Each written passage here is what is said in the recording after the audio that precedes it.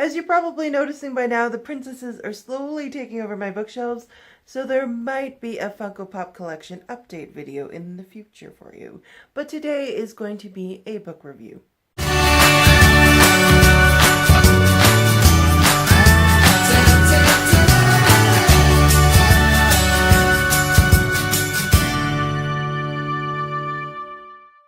Hey everybody, welcome back to another video. Today is going to be another book review. I have actually filmed this book review 3 times now, and either I've been cut off because of the limited timing allotment on my cell phone for filming, which totally sucks, and by the time that happens, I just don't feel like continuing, or I filmed a couple and I just haven't liked how the reviews have turned out.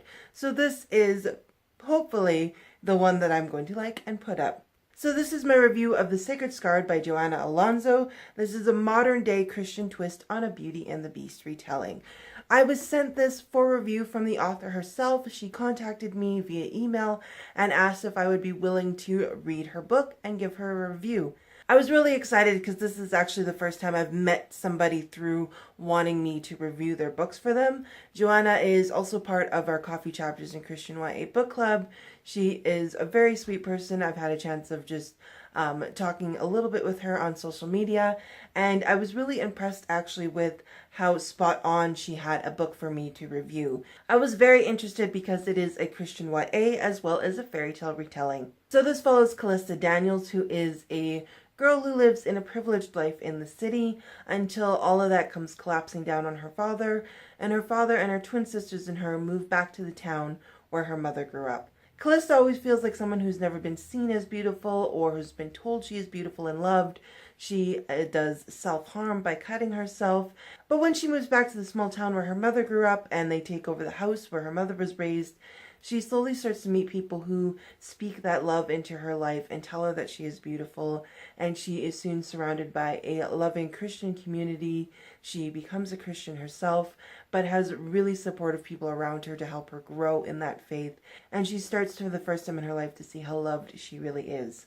At the same time, we're following Brendan Keefe, who is another person of privilege. He is a young man who was abandoned by his mother as a child to his aunt, and who's always tried to be as perfect as he could be to win back his mother's love and approval. He is the captain of sports teams. He is an accomplished pianist. He is the guy to know. He has all the girls hanging off of him, all the best friends, everything a guy could want, sports cars, a privileged life, and he is just feeling empty and unwanted. Now, when I picked up this book, it kind of reminded me of Beastly, and I'm totally blank. I didn't even look up the author for that because I haven't actually read the book. But I watched the movie, the one where one of the Olsen twins was a witch. I totally forget. Selena Gomez? Who's in that one? But anyway, I've seen the movie for Beastly, and this really reminded me of that. Even though it reminded me of that, it's hard to have retellings not remind you of other retellings because you're taking a base story and you're trying to implement the same ideas and the same plots of that base story into a whole new story. So any retelling is going to remind you of the next retelling. So a contemporary retelling will remind you of another contemporary retelling. However, this was still very individual. It was still a very original story and a very captivating story.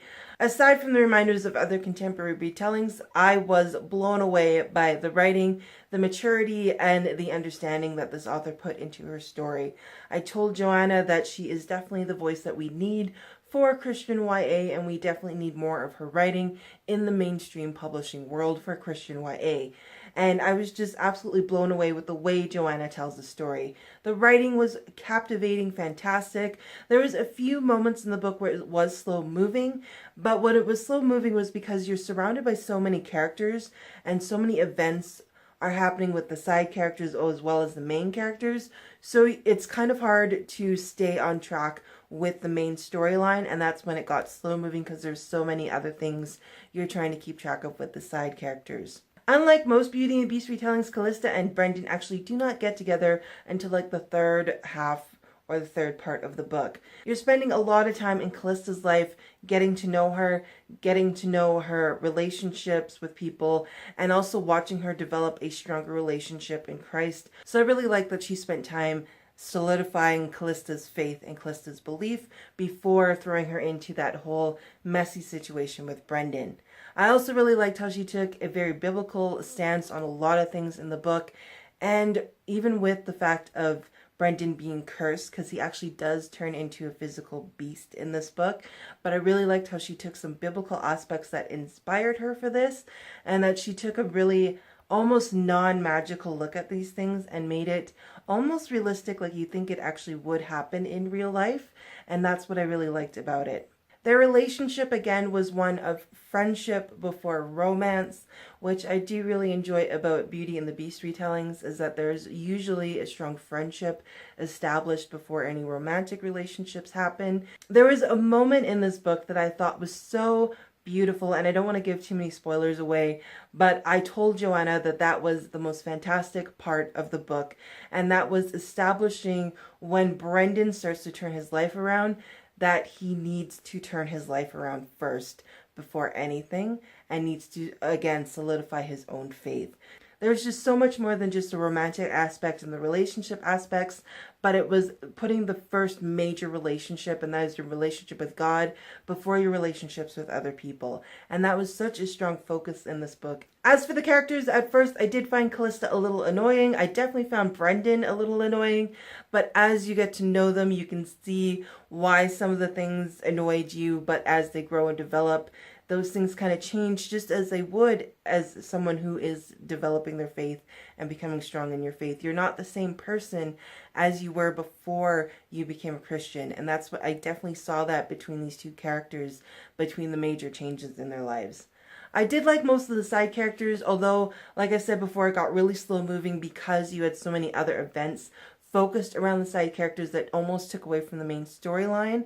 So if we would have had less of events and just had the characters focusing along this main storyline stream, it would have been less confusing and slow moving in parts. For content, another thing that impressed me about her writing was the maturity in how she handled content. She uses a very mature way in describing how Brendan is living a very carefree and promiscuous lifestyle. You have an understanding that he has been with girls, he plays with girls, and he hurts girls' feelings, but there isn't a lot of content and a lot of information, but you understand what is going on without that description, and it was very maturely handled. And I really like that because you can still get across the type of lifestyle he lived without needing to know the full details. It still made the book edgy, I guess, is what people are wanting to make books these days, but it still made it quite edgy, yet clean and appropriate.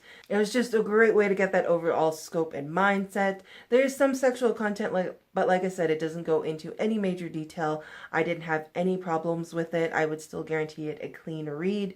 There's references to drugs and alcohol, but again, they are to understand the type of lifestyle that he lived and see the negativity and the damage it was doing in his life and the lives of people around him. Overall, I gave this book a 5-star rating. I was very tentative going into it. I'm so scared having people ask me to read their works because it is somebody's dream, somebody's goals that they wanted to accomplish in physical book form. So it's really nerve-wracking reading it and reviewing it in case I didn't like it, but I loved this book. It is a book I highly recommend. I know she's coming up with some more fairy tale retellings. On her website, she also has poetry and other short stories writing. I'll leave her website linked down below. You guys should go check her out. She has other books coming out in the works, which I hope we see more of from her. And I really do hope that we see more of her in the mainstream publishing world someday, and maybe even more stories like this in the mainstream YA publishing world. It is definitely a relief to see that there is authors out there for books that I think we need out in the world today. Fantastic story on faith, fantastic story on friendships and relationships, and keeping the main relationship in focus, and that is your relationship with Christ. So 5-star rating. I can't stop gushing about this book enough. So you guys should definitely go pick up The Sacred Scarred by Joanna Alonzo. As always, guys, I hope you enjoyed that video. I hope that review was cohesive and understanding enough. I know I kind of just ranted about some things I liked. So I hope you guys enjoyed this video. As always, thank you so much for watching. I'll see you next time. Bye.